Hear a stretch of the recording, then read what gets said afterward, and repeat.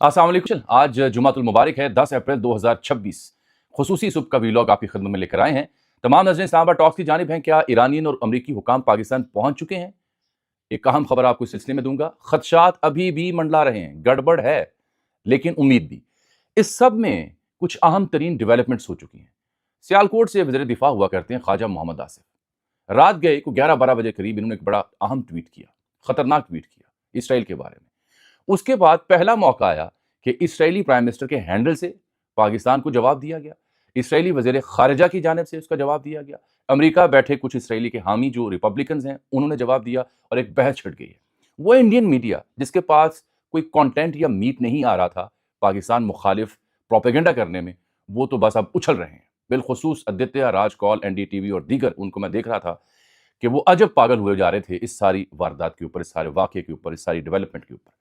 खदशात बेतहाशा हैं, जिक्र करूंगा। और फिर ट्रंप साहब की जो अहलिया मोहतरमा है उन्होंने एक बड़ा अहम बयान दे दिया है बदनामे ज़माना फाइल्स के हवाले से। अपना जो उनका किरदार मुबैना हो सकता है उसके ऊपर वो वजाहतें दे रही हैं वक्त से पहले। उसकी वजह क्या है वो भी मैं डिस्कशन में लेके आऊँगा। लेकिन देखिए, कोई 11 बजे जुमेरात की रात 11 साढ़े 11 के आसपास का वक्त होगा, ख्वाजा साहब उठे अचानक। उन्होंने एक ट्वीट किया। वो कहते हैं, अच्छा इस ट्वीट में एक दो लफ्ज़ मैं इस्तेमाल करूंगा और बाद में उस सिलसिले में आपसे गुफ्तगू करना भी चाहूँगा कि आपकी समझ में ज़रूर आए। उन्होंने कहा, देखिए मसला ये था ना कि इसराइल लबनान के ऊपर हमले बंद नहीं कर रहा, और मैंने जो रात को एक वीलॉग किया तब तक इत्तलात ये थी कि शायद अमेरिका दबाव डाले और लबनान के ऊपर जो हमले हैं वो रुक जाएं। लेकिन ये भी मैं वाज़ेह कर दूं कि उसी इसराइली अकाउंट की जानिब से जो उनका प्राइम मिनिस्टर यूज़ करता है, कहा गया कि नहीं, हम लबनान पे हमले बंद नहीं करेंगे। इसके बावजूद कि इतफाक़ किया कि लबनान के साथ बराह रास्त वो मुज़ाकरात करने जा रहे हैं अगले हफ्ते। वो खबर दुरुस्त है, लेकिन हमले रोकने या नहीं रोकने इसके ऊपर उन्होंने वजाहत कर दी। तो खास साहब ने लिखा कि Israel is evil and curse for humanity. और while peace talks are underway in Islamabad, genocide is being committed in Lebanon. Innocent citizens are being killed by Israel. First Gaza, then Iran, and now Lebanon. मफहूम ये है कि ये जो मुल्क है ये एक बुराई है, एक बद्दुआ है, कर्स है पूरी इंसानियत के लिए। उस वक्त जब कि अमन के लिए कोशिशें और मुज़ाकरात हो रहे हैं, अंडरवे हैं वो, तो ये इस्लामाबाद में जो हो रहे हैं तो ये जेनोसाइड कर रहे हैं, नस्ल कुशी कर रहे हैं। पहले लबनान में, पहले गाज़ा में की, फिर ईरान में और अब लबनान में।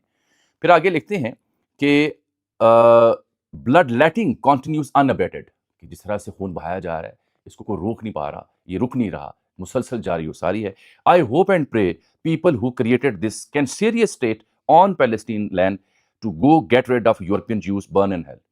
बदुआ दी, उन्होंने कर्ज किया कि वो लोग जिन्होंने इस रियासत के क़याम को यकीनी बनाया यूरोप से निकाल के यहाँ के रहने वालों को, तो उनके लिए मेरी बदुआ है कि बर्न इन हेल, जहन्नुम वासिल हूँ, जहन्नुम में जलें। ये ट्वीट उन्होंने कर दिया। बस फिर क्या था, उसके बाद जो इसराइल के वज़ीर ख़ारिजा हैं, उनकी जानिब से एक स्टेटमेंट आई, और बिलखुसूस जो इसराइल के प्राइम मिनिस्टर का हैंडल है वहाँ से आई।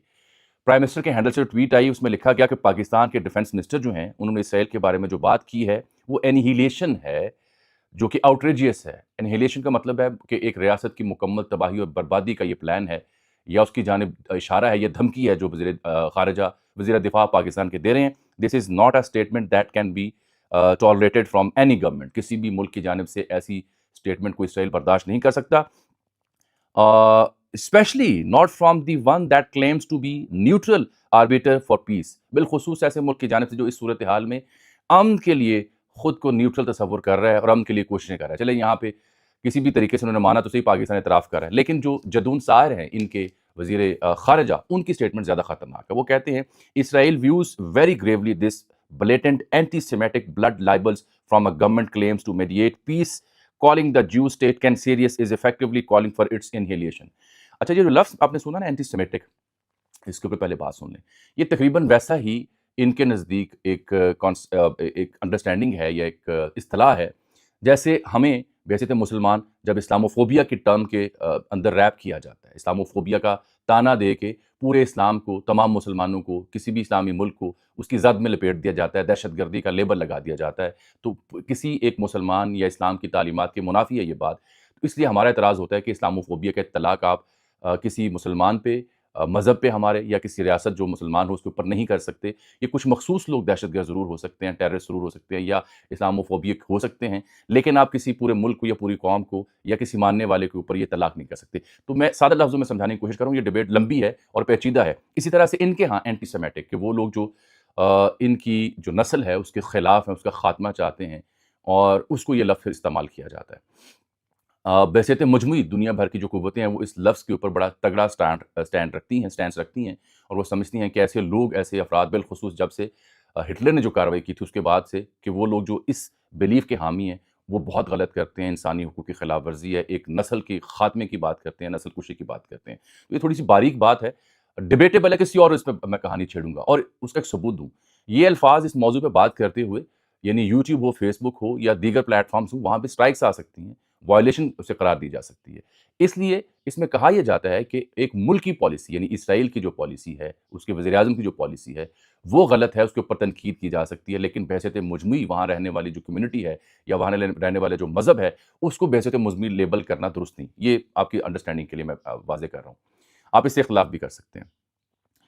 یہی وجہ ہے کہ جو پیڈرو سانچیز ہیں اسپین کے وزیر اعظم، انہوں نے کھل کے بات کی ہوئی آج کی تاریخ میں۔ کل رات وہ ایک تقریب سے مخاطب تھے، نیتن یاہو کی جو سفاکیت ہے اس کا پردہ چاک کر رہے تھے، کہہ رہے تھے یہ جرم کر رہا ہے، یہ حقارت زدہ نگاہوں سے دیکھتا ہے، نفرت ہے اس کے اندر۔ اور اسپین نے تو یہ بھی اعلان کر دیا کہ ہم ایران میں اسپین کی ایمبیسی کھول رہے ہیں تاکہ لوگوں تک پہنچ سکیں۔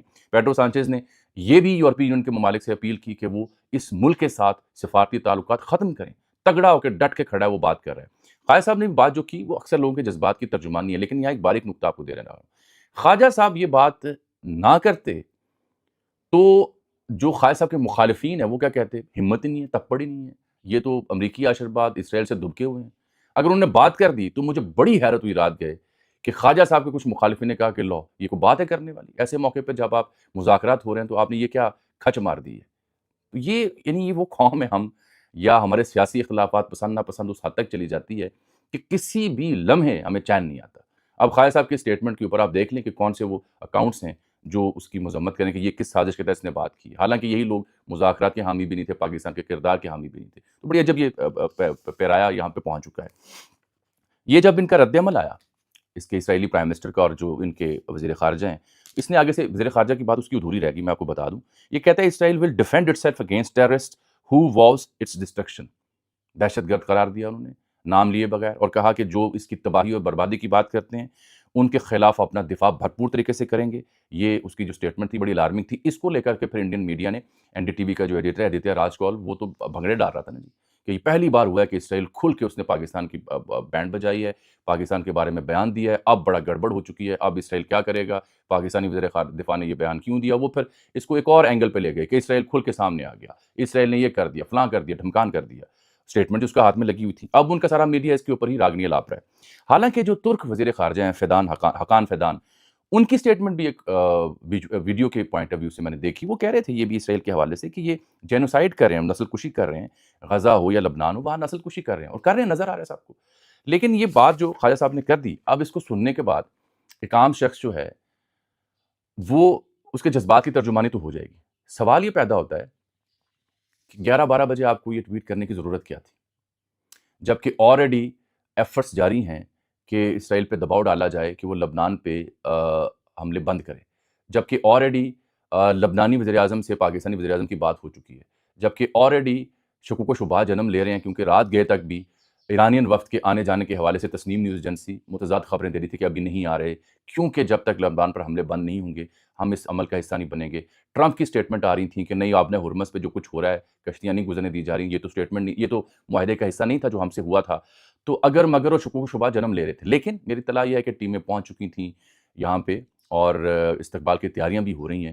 ماریو نوافل نے بھی خبر دی ہے کہ کارروائی مکمل ہو چکی ہے، گراؤنڈ سیٹ ہو چکا ہے۔ لیکن یہ جو اسپوائلرز ہوتے ہیں یہ بڑا اہمیت رکھتے ہیں، کیونکہ ڈبیٹ کا، گفتگو کا، بحث کا جب کینوس یا زاویہ بدل جائے تو وہاں سے گڑبڑ ہونا شروع ہو جاتی ہے، اور وہ ایک ایسا ملک جو چاہ ہی رہا ہے جہاں کی اپوزیشن لیڈر، وہاں اسرائیل کی آپ دیکھ لیں، ان کی پارلیمان دیکھ لیں، ان کے وزیر اعظم کا اسٹیٹمنٹ دیکھ لیں، وہ تو جب سے یہ کارروائی شروع ہوئی ہے وہ تو کہہ رہے ہیں ہدف ہی حاصل نہیں کر پایا اسرائیل وہاں پہ جو 3 تھے ایران کے بارے میں۔ لبنان کے حوالے سے حزب اللہ کی جو ان کے بارے میں پوزیشن ہے کہ یہ غیر مسلح ہو تو کارروائی چھوڑیں گے، مسلسل فضائی حملے وہاں پہ جاری ہیں۔ رات کی بڑی کشیدگی رہی ہے صورتحال کو لے کر کے۔ تو یہ جذبات کی ترجمانی تو ہوتی ہے، لیکن بار محل ہے کس موقع پر کیسے کرنی ہے۔ یہ بات شاید آپ کو سن کے میری اچھی نہ لگ رہی ہو، میں مثال اس لیے دے رہا ہوں کہ پیڈرو سانچیز اسپین کے وزیر اعظم ہیں، انہوں نے بھی گفتگو کی ہے، ترک وزیر خارجہ وہ بھی گفتگو کر رہے ہیں، اور یہ اس ساری صورتحال میں اسرائیلی جو بربریت تھی اس کے اوپر پوری دنیا کی لان تان ہو رہی تھی اور ہو رہی ہے۔ آپ نے انڈیا کو اور اسرائیل کو موقع دے دیا. میں دوبارہ وہ بات کروں گا, خالد صاحب یہ بات نہ کرتے تو بھی جو ان کے مخالفین انہوں نے کہا تھا اللہ گالی نہیں ہو سکی, ان سے بات ہی نہیں ہو سکی, منہ توڑ جواب دینا چاہیے تھا, جذباتی قوم ہے نا ہم, لیکن کر دی تو وہی لوگ جو ان کے مخالفین ہیں وہ کہہ رہے ہیں لو جی انہوں نے کس کی عشر بات پہ یہ بات کی ہے, گڑبڑ کرنے کی کوشش کی ہے. تو یہ بڑی باریک اور عجیب سی بات ہے.